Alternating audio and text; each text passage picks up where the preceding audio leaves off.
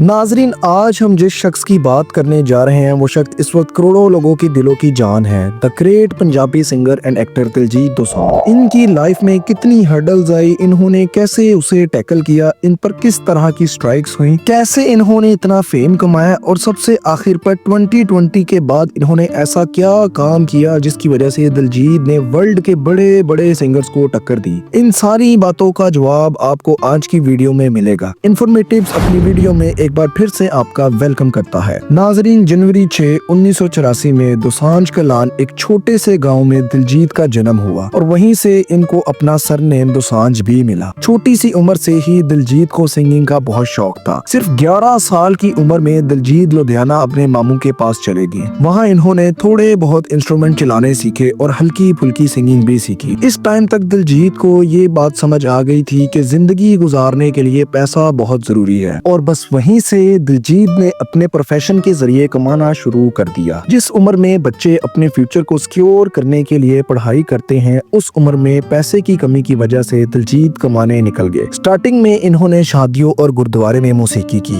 इन्होंने दिन रात काम किया। उनके पास कोई भी शो आया उन्होंने कभी वापस नहीं किया। ये बात दिलजीत ने खुद अपने मुंह से बताई है। अक्सर ऐसा भी हुआ है, वो दिन में अमृतसर में परफॉर्म करते और उसी रात में करनाल में भी परफॉर्म करते। अब तक दिलजीत ठीक ठाक कमा रहे थे और साथ ही इन्होंने थोड़ा बहुत फेम भी कमा लिया था, लेकिन दिलजीत रुकना नहीं चाहते थे। अपनी कुछ सेविंग के साथ इन्होंने 18 साल की उम्र में अपनी खुद की एक एल्बम इंट्रोड्यूस करवाई, जिसका नाम इन्होंने इश्क दा उड़ा अड्डा रखा। लेकिन बदकिस्मती से ये एल्बम टोटली फ्लॉप रही। इसका एक भी गाना हिट नहीं होता। इसकी वजह से दिलजीत को बहुत सारा क्रिटिसिज्म मिला। यहाँ तक के लोगों ने ये भी कहा, तुम जाकर शादियों में ही गाओ, यहाँ कम्पीट करना तुम्हारे बस की बात नहीं है। लेकिन दिलजीत हार मानने वालों में से नहीं थे। ठीक 2 साल बाद दिलजीत ने अपनी एक नई एल्बम स्माइल के नाम से लॉन्च की और इसके 2 साल बाद एक और एल्बम लॉन्च की। ये एल्बम्स अच्छी खासी हिट जाती हैं, जिसकी वजह से ये पंजाब में मशहूर होने लगते हैं। इसके साथ दिलजीत की लाइफ में एक बहुत बड़ा टर्निंग पॉइंट आता है जब वो हनी सिंह से मिलते हैं। उस वक्त हनी सिंह अपनी फुल पीक पर थे। उन्होंने दिलजीत को सजेस्ट किया अपने सॉन्ग्स में थोड़ा गैंगस्टर टच दे, क्योंकि उस वक्त के यूथ को गैंगस्टर टाइप सॉन्ग्स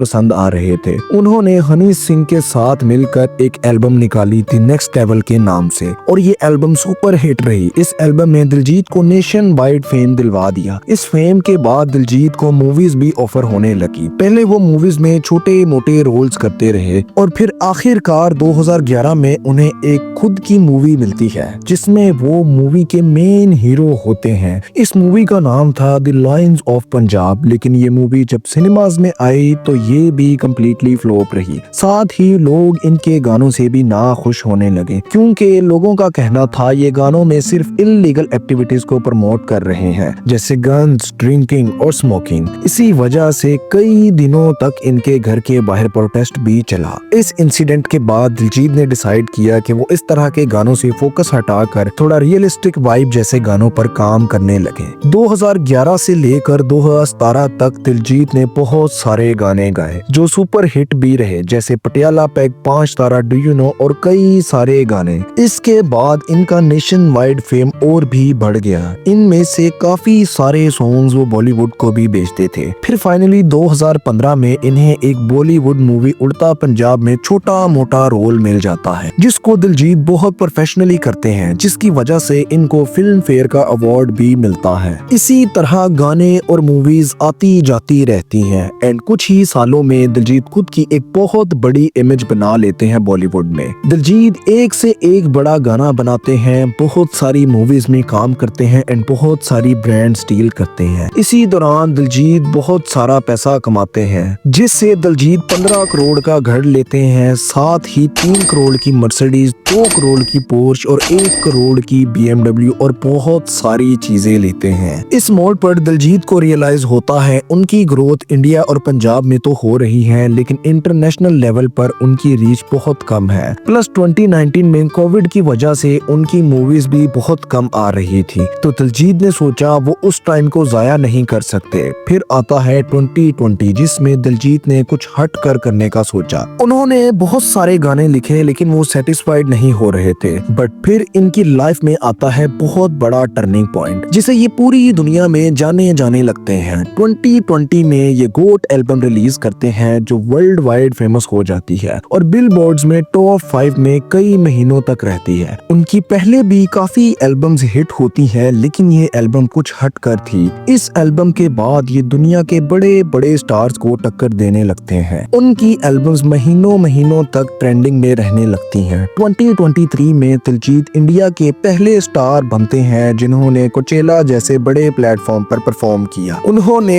एश्लिन और सिया जैसे बड़े बड़े इंटरनेशनल स्टार्स के साथ कोलैब भी किया एंड जिमी फैल्कन जैसे शोज पर भी उन्हें इनवाइट किया गया। आज के दौर में दिलजीत का शो जहां भी होता है वहां की इकोनॉमी बढ़ जाती है क्योंकि इनके शोज के लिए दुनिया भर से इनके फैंस ट्रेवल करके इनके इवेंट अटेंड करने के लिए आते हैं। साथ ही हर इंटरनेशनल चार्ट पर इनकी एल्बम टॉप पर रहती है। जो हाइप टेलर स्विफ्ट और बाकी स्टार्स के कॉन्सर्ट पर होती है उसके क्लोज अगर कोई इंडियन आर्टिस्ट गया है तो वो दिलजीत दोसांझ है। इस टाइम तक दिलजीत ने बहुत सारा पैसा कमा लिया था। उनके मुताबिक वो अपने शोज में कभी के बार इतना पैसा लगा देते हैं कि वो लॉस में भी चल जाते हैं। अब आते हैं दिलजीत के बिजनेस की तरफ। सिर्फ 4 साल में इन्होंने अपना मल्टी मिलियनेयर बिजनेस भी एस्टेब्लिश किया। साथ ही इनके 5 सोर्सेज ऑफ इनकम है जिनसे वो करोड़ों कमा रहे हैं। सबसे पहला है लाइव शोज। इनका दिल्ली में एक टूर हुआ जिसमें उनकी सारी टिकट सिर्फ 5 मिनट के अंदर सोल्ड आउट हो गई और टिकट की स्टार्टिंग प्राइस 5,000 से लेके 20,000 तक थी। आप एवरेज सेल 10,000 के हिसाब से लगाएं तो जवाहरलाल नेहरू में 60,000 सीट्स हैं जो सारी की सारी फुल थी, तो इसका टोटल रेवेन्यू 60 करोड़ बनता है। शायद अब आप लोग अंदाजा लगा सकते हैं दिलजीत इस वक्त तक कितने फेमस हो चुके हैं। इसके अलावा दिलजीत कुछ प्राइवेट शोज भी करते हैं जहां कुछ देर की परफॉर्मेंस के लिए वो करीब 4 करोड़ रुपए चार्ज करते हैं एंड अनंत अंबानी की शादी में इन्होंने 30 करोड़ चार्ज किए थे।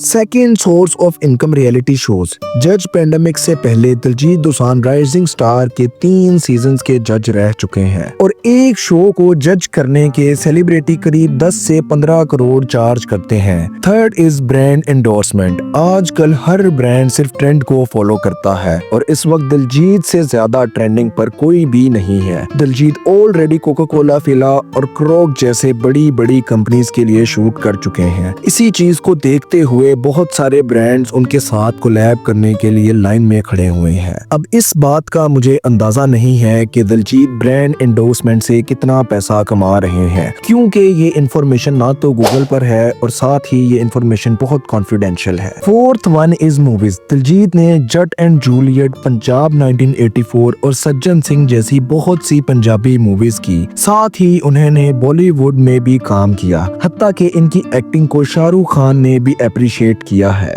एंड अकॉर्डिंग टू रिकॉर्ड वो एक मूवी के 5 से 10 करोड़ चार्ज करते हैं। Finally the last source of income, his own business. इनका खुद का एक प्रोडक्शन हाउस भी है। ये प्रोडक्शन हाउस 2018 में बना था। इस प्रोडक्शन हाउस ने कोई बॉलीवुड मूवी तो नहीं की लेकिन बहुत सारी पंजाबी मूवीज जरूर की हैं जो हिट भी हो रही हैं। दिलजीत ने अपने 22 साल के करियर में एक्सपोनेंशियली ग्रो किया है और उनके मुताबिक ईयर 2020 में वो एक ऐसे शख्स बन चुके थे जिसे वो खुद भी नहीं जानते। अभी करंट टाइम पर दिलजीत की ग्रोथ दिन ब दिन सिर्फ बढ़ रही है। उन्होंने ऐसा क्या किया कि वो इतने फेमस हो गए और बाकी सिंगर से आगे निकल गए, हत्ता कि उनकी टिकट्स 50 लाख तक भी बिक रही है। इसके पीछे सिर्फ 2 रीजंस है। पहला उनका पंजाबी ओरा, वो जहाँ भी जाते हैं वो अपना पंजाबी अटायर नहीं छोड़ते।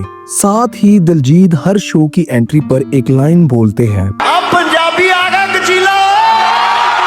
उनका ये भी कहना है ये अटायर मेरे लिए गानों से भी ज्यादा इम्पोर्टेंट है। Second one is consistent change. वो बाकी सिंगर्स की तरह एक ही फ्लो में नहीं रहते, वो ट्रेंड और जमाने के हिसाब से सॉन्ग्स बनाते हैं और यही वजह है वो आज बहुत ज्यादा फेमस है। अगर आपको मेरी ये वीडियो पसंद आई है तो इस पर भरपूर प्यार दिखाएं और मेरे चैनल को सब्सक्राइब करें। इसी के साथ इंफॉर्मेटिव आपसे इजाजत चाहता है। मिलते हैं हम एक अगली वीडियो में।